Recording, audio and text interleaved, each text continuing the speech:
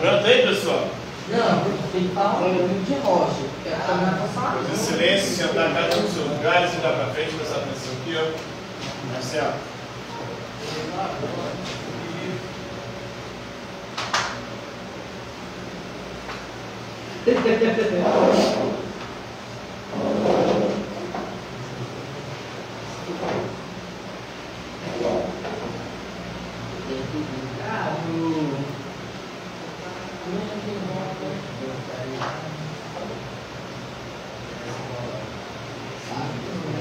Marcelo, vocês viram?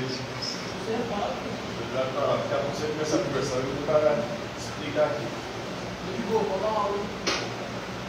Então, na aula de hoje vamos falar sobre um pensador e ativista político inglês chamado John Lilburne. Ele viveu de 1614 a 1657, portanto aí no século XVII, e vai ser um importante representante daquilo que depois vai ficar sendo conhecido como liberalismo. Ele vai defender as liberdades individuais. Primeiro, a liberdade de expressão. Você falar o que quiser e bem entender, sem ninguém te proibir ou te acossar, te perseguir, te prender, mandar te matar por conta disso. Ele veio no contexto do absolutismo, de Carlos I na Inglaterra. E no absolutismo, se você falasse algo que desagradasse o rei podia mandar te prender, podia mandar te matar, ou podia confiscar os seus bens. Ele defendia primeiro aí a liberdade de expressão, defendia também a liberdade de religião. Cada um tem o direito de escolher a religião que quiser e bem entender. Outra coisa que também não existia, especialmente na Inglaterra. A Inglaterra havia feito a reforma protestante, a igreja oficial da Inglaterra era a igreja anglicana. E os anglicanos perseguiam católicos e puritanos. Inclusive, muitos puritanos fugiram da Inglaterra e foram parar o que hoje é chamado de Estados Unidos da América, fundando os Estados Unidos da América através das 13 colônias. Então não havia liberdade de religião, não havia liberdade política. Você não podia participar do processo político, não podia eleger os seus políticos, não havia representatividade, porque o poder era hereditário. Os governos absolutistas eram as famílias reais, as dinastias que herdavam o trono. Então ele defendia as liberdades individuais de expressão, religião, política, econômica, de você poder comercializar com quem quisesse bem entender. Era a época do mercantilismo, onde havia um controle intenso do rei sobre a economia, sobre o comércio. Ele defendia direitos naturais. O que são direitos naturais? Direitos que nós nascemos com eles. Quais são os 3 direitos naturais básicos que os modernos irão defender? Os 3 direitos naturais básicos. Bom, galera. Não, né? Não tem que conversar nada, meu amigo. Eu fiquei aqui um tempo esperando vocês copiarem, porque tem que conversar tudo que vocês quiserem. Toda aula eu faço isso, cara. Mas na hora que eu estou explicando, não me atrapalha, mano. Nossa Senhora. Então, direitos naturais. Nós nascemos com eles. Quais são eles? O direito à vida. Todo mundo que nasce tem o direito de viver. O direito à liberdade, as liberdades que nós já falamos. Liberdade de expressão, de religião, política, econômica.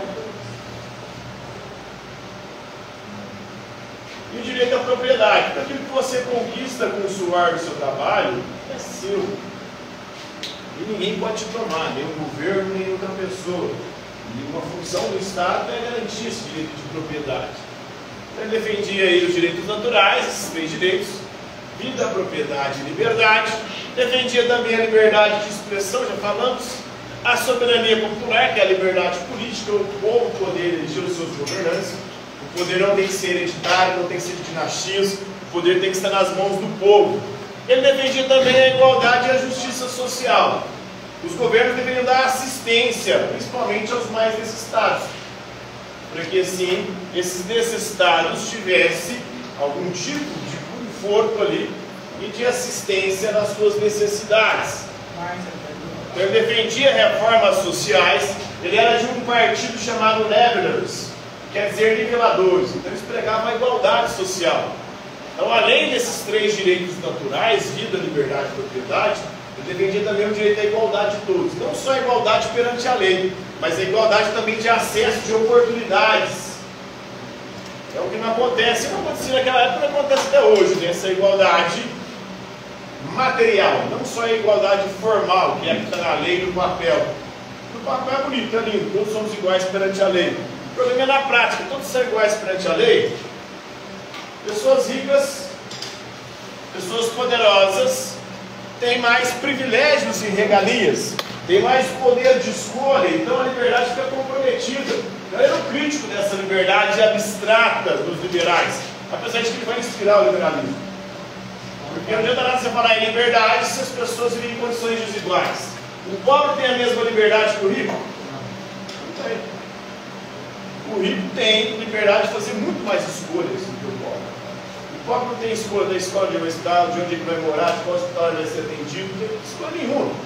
Ele vai no que aparece, no que muitas vezes ele tem condição. Agora, o rico, por conta do seu poder econômico, ele consegue fazer essas escolhas. Aí sim ele é livre, de fato. Então a liberdade não é igual, a liberdade é desigual. E a liberdade desigual é uma falácia, é uma ilusão. Ele é um crítico disso, ele defende uma reforma social, ele era um ativista, se opunha ao governo da época de Carlos I, o poder absolutista do rei. Ele tinha que fazer uma resistência constante à autoridade do rei, por conta disso. Ele chegou a ser preso 2 vezes, a segunda vez que ele foi preso, ele ficou na prisão até a sua morte. Ele influenciou bastante também a democracia moderna, que é esse poder do povo, eleger os seus governantes, os seus representantes. Da perspectiva aqui da Inglaterra, defendia o parlamentarismo. O povo elegia o parlamento seria responsável por fazer as leis e limitar o poder dos reis. Então ele antecipou o liberalismo e inspirou movimentos, né, futuros que defendiam as liberdades e também a igualdade, né? Foi um político inglês que dedicou a sua vida e lutou pelo que ele acreditava ser os direitos de nascença, que é os direitos naturais que nós já falamos. Quais são os 3 direitos naturais básicos?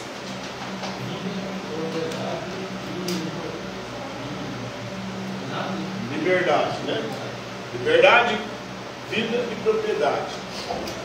São os 3 direitos de nascença básicos, os 3 direitos naturais, em oposição aos direitos garantidos por lei. Aí há uma diferenciação entre o justnaturalismo, que são os direitos naturais, e o justpositivismo, que são os direitos instituídos por lei através dos representantes eleitos.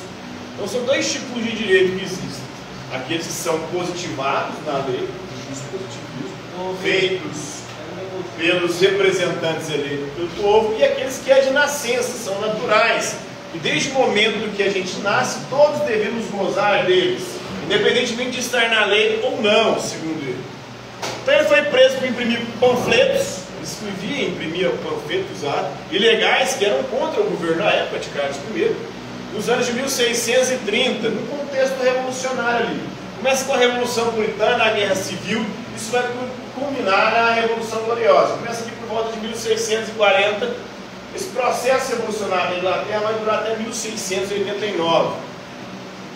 Ele se alistou no exército parlamentar no início da Guerra Civil Inglesa, mas viu que o exército não estava defendendo os interesses do povo, estava defendendo os interesses do rei, né? Ele acabou deixando o exército em 1645. Ele acreditava aí que o exército não estava lutando pela liberdade do povo, né, da maneira como ele entendia.